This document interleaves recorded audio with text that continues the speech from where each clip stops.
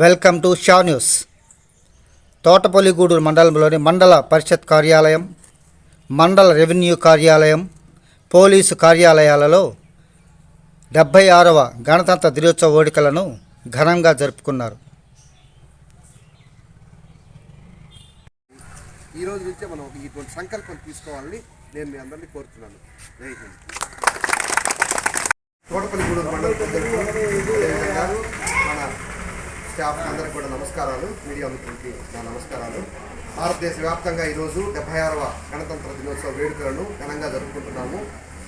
అదే ఈరోజు ఈ కార్యాలయంలో కూడా మనం ఈ గణతంత్ర వేడుకలు జరుపుకోవడానికి చాలా ఆనందంగా ఉంది. భారతదేశం 1950 జనవరి 26న గణతంత్ర రాజ్యంగా ఆవిర్భవించిన విషయం అందరికీ తెలిసిందే.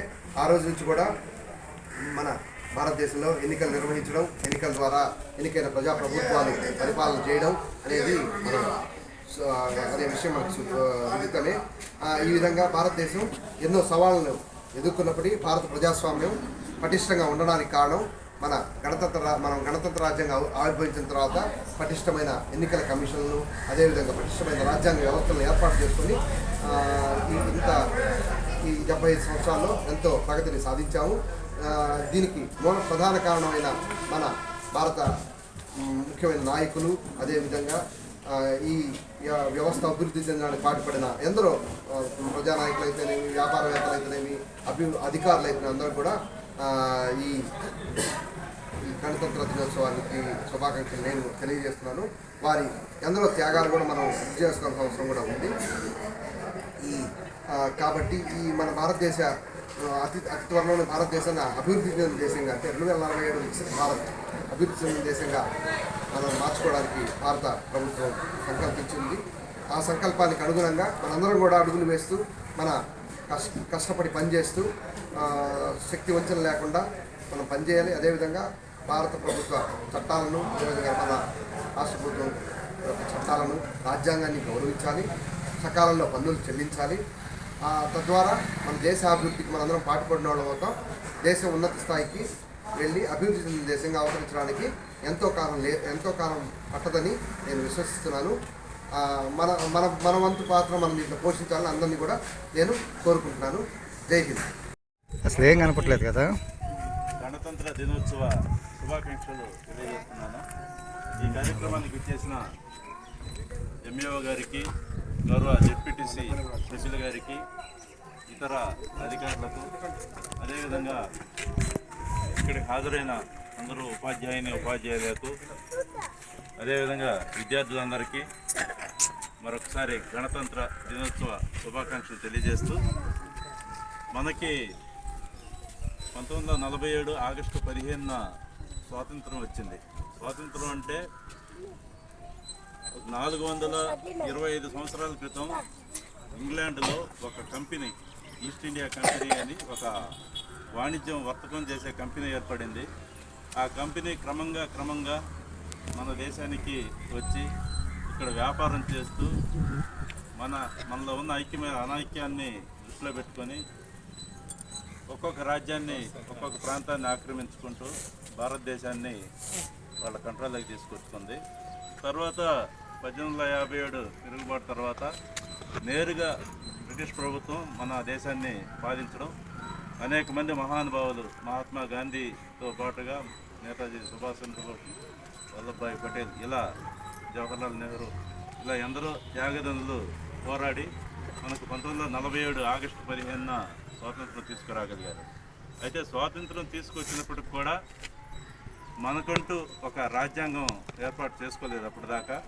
ఆ తర్వాత ఒక రాజ్యాంగ సభ ఏర్పాటు చేసుకొని మన రాజ్యాంగం తయారు చేసుకొని 1950 జనవరి 26న మన సొంత రాజ్యాంగాన్ని మనం అమల్లోకి తెచ్చుకున్నాం.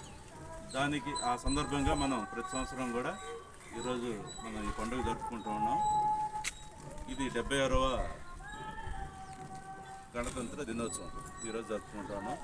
అయితే ఈ సందర్భంగా ముఖ్యంగా మనందరం కూడా గుర్తుపెట్టుకోవాల్సింది, 76 సంవత్సరాలుగా మనం అభివృద్ధి చెందుతూ ప్రపంచంలోనే మన దేశాన్ని ఒక అగ్రగణ్య దేశంగా మార్చుకుంటూ ఉన్నాము. ఆ క్రమంలో ముఖ్యంగా మనం విద్యార్థులు, ముఖ్యంగా మీరు గుర్తుపెట్టుకోవాల్సింది ఏంటంటే, వ్యక్తి బాగుపడితేనే ఆ కుటుంబం బాగుపడుతుంది.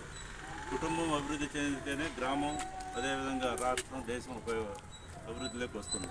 కాబట్టి ముఖ్యంగా మీరు చేయాల్సింది ఏంటంటే పిల్లలుగా బాగా చదువుకొని వృద్ధిలోకి రావడమే. అదొక్కటే మనం వృద్ధిలోకి రావడానికి అవకాశం ఉన్న మార్గం. అన్నిటికంటే సులభమైన మార్గం ఒక విద్య ద్వారానే మనం అభివృద్ధిలోకి రాగలం.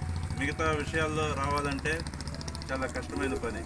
అంటే మనకి తల్లిదండ్రులు, పూర్వీకుల ఆస్తి ఉండి దాని ద్వారా సంపద రావచ్చేమో, కానీ అది కూడా నిలబెట్టుకోవాలన్నా కూడా మనకు విద్య అనేది అవసరం.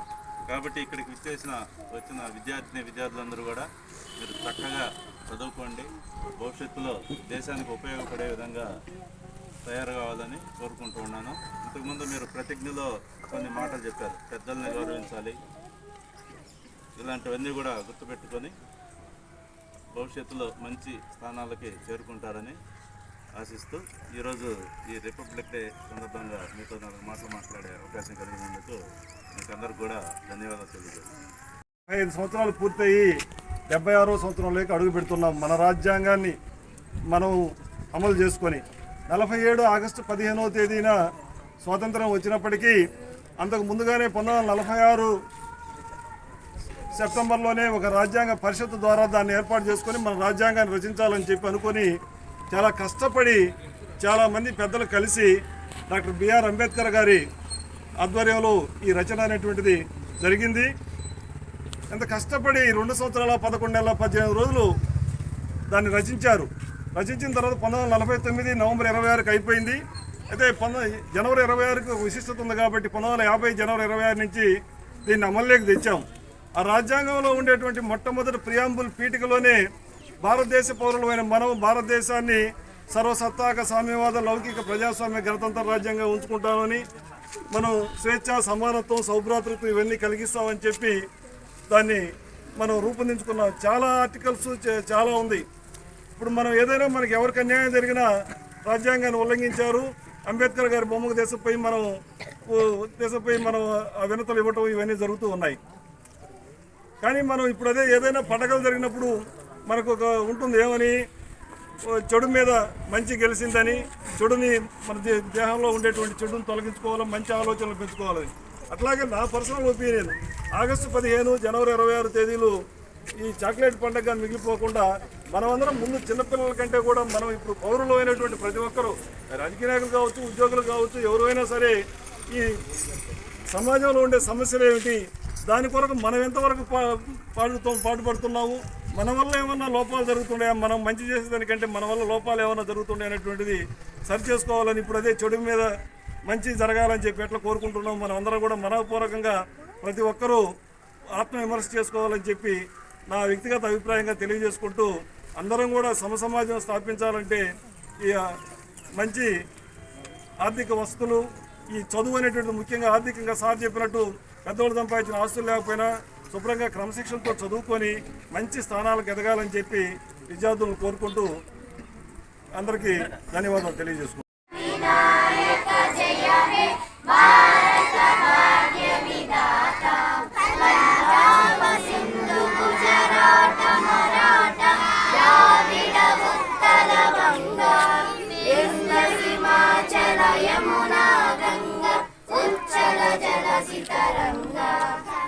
शुभ नामे जागे तव शुभाशिष मागे जाहे तव जय दादा जन गण मंगलदायक जय हे